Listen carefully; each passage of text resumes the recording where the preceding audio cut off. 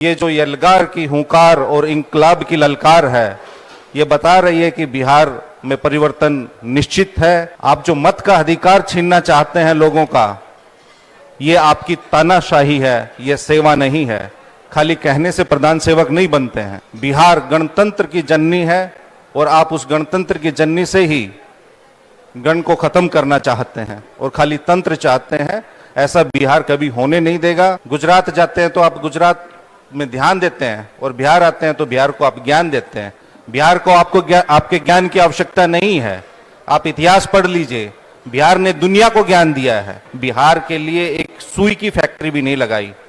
इन 11 वर्षों में आपके प्रधानमंत्री बनने के बाद पलायन की दर बढ़ी है, बेरोजगारी की दर बढ़ी है, गरीबी की दर बढ़ी है। कितने बिहार के युवाओं को आपने बेरोजगारी दी? बिहार के युवा रेलवे में जाते थे, सेना में जाते थे, आपने वो सारी नौकरियों पर अंकुश लगा दिया। 20 साल में तो आदरणीय प्रधानमंत्री जी और नरेंद्र मोदी जी, किसी ने 2005 में LIC की पॉलिसी भी बनवाई थी तो वो आज 20 साल बाद लोगों को मालामाल कर देती।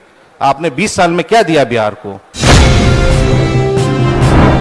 तो जो ये हक की आवाज और क्रांति की गूंज है, ये बिहार के हर गांव, गली, मोहल्ले, टोले, चौक, चौराहे, सड़क, खेत खलिहान से होती हुई और बिहार का बच्चा बच्चा इस यात्रा का भागीदार बनकर अपने अधिकार की रक्षा के लिए प्रतिबद्ध है, संकल्पित है। उन्होंने कहा है कि जो हमारी वोट चोरी और जो मत का अधिकार छीनने की कोशिश कर रहे हैं वो हम सफल नहीं होने देंगे।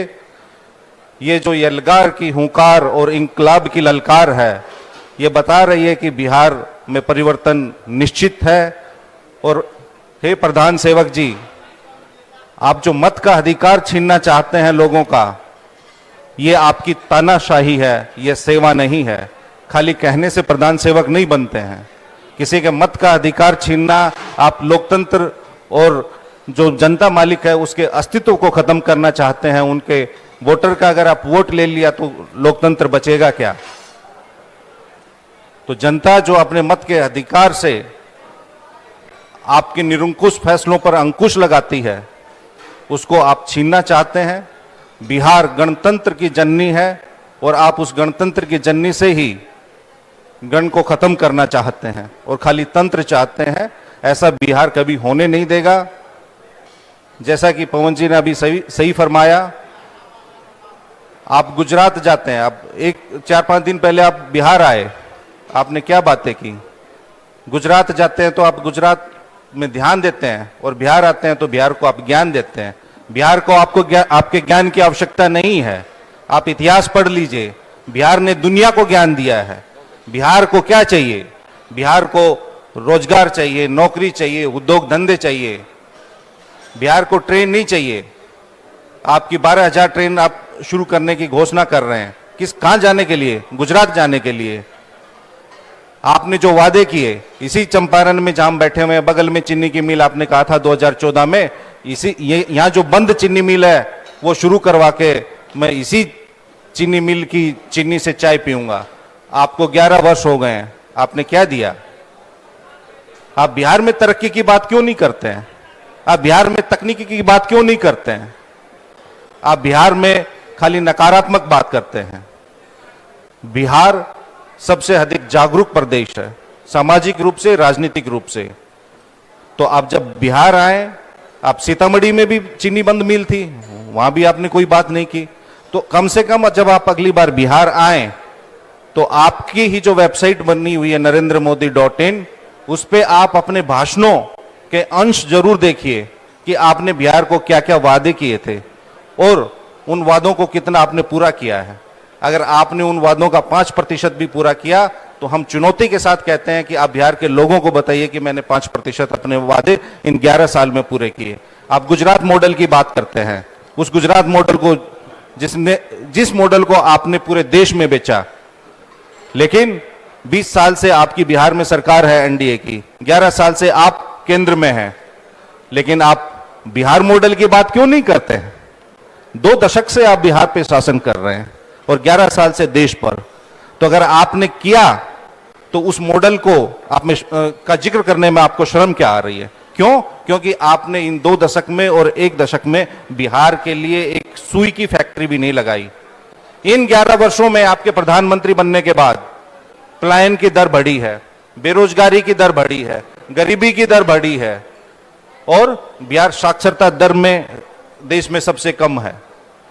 बिहार का स्कूल ड्रॉप आउट रेट सबसे कम है देश में। बिहार के बच्चे हैं उनमें सबसे अधिक देश में स्टंटेड हैं, यानी बौनेपन का शिकार हैं। बिहार की महिलाओं में 45% महिलाओं में रक्त की कमी है, वो एनेमिक है। और प्रधानमंत्री जी, हम आपसे सविनय आग्रह करेंगे कि आप अपने अधीन ही नीति आयोग की रिपोर्ट पढ़ लें।